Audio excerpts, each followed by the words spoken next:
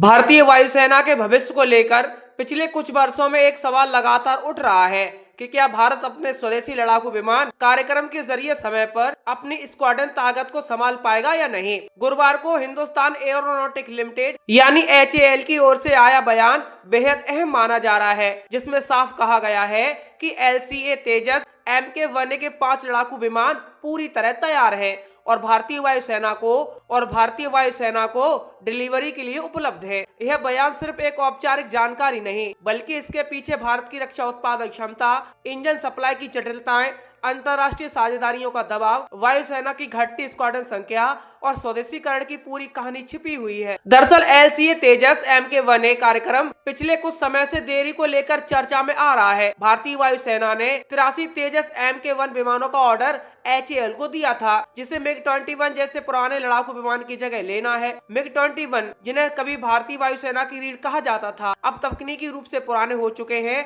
और उनके स्क्वाड्रन धीरे धीरे रिटायर किए जा रहे हैं। ऐसे में तेजस MK1A को समय पर शामिल करना वायुसेना के लिए बेहद जरूरी हो गया है। HAL का कहना है कि 5 विमान पूरी तरह बन चुके हैं, लेकिन डिलीवरी की प्रक्रिया इंजन की उपलब्धता से सीधे जुड़ी हुई है। सबसे बड़ा मुद्दा सामने आता है अमेरिकी कंपनी GE एरोस्पेस द्वारा बनाए जाने वाले F404 इंजन का। तेजस MK1A में GE F404 IN-20 इंजन का इस्तेमाल होता है। पिछले कुछ वर्षों में वैश्विक सप्लाई चेन में आई दिक्कतों, कोविड के बाद की उत्पादन समस्याओं और बढ़ती अंतर्राष्ट्रीय मांग के कारण इन इंजनों की आपूर्ति समय पर नहीं हो पाई। HAL और भारतीय रक्षा मंत्रालय दोनों ही स्तर पर इस बात को स्वीकार किया गया कि इंजन सप्लाई में देरी की वजह से तेजस MK1A की डिलीवरी टाइमलाइन प्रभावित हुई, लेकिन अब HAL का दावा है कि स्थिति में सुधार हो रहा है और GE से इंजन की सप्लाई धीरे धीरे बढ़ रही है।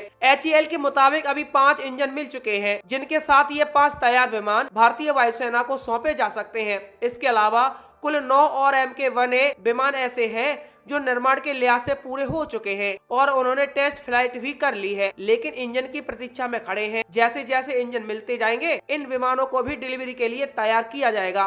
HAL का कहना है कि अब GE एरोस्पेस ने स्पष्ट संकेत दिया है कि आने वाले महीने में इंजन सप्लाई की गति बेहतर होगी, जिससे उत्पादन लाइन को रफ्तार मिलेगी।